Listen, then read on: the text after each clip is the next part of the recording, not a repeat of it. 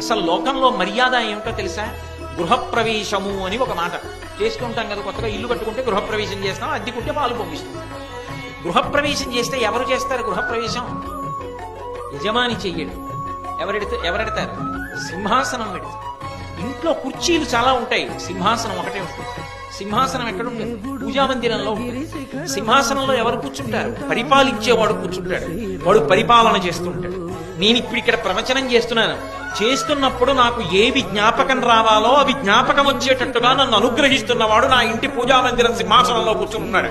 వాడు నన్ను పరిపాలిస్తున్నాడు. అక్కడి నుంచి వాడు నా యోగక్షేమములను సర్వదా చూస్తుంటాడు. ఒక్కొక్కసారి ఊరు విడిచిపెట్టి ఎక్కడికో వెళ్ళిపోతాను, వెళ్ళిపోయినా వాడు నన్ను రక్షణ చేస్తూనే ఉంటాడు. అక్కడి నుంచి వాడు నన్ను పరిపాలన చేస్తుంటాడు. వాడు సింహాసనంలో కూర్చుని ఉంటాడు.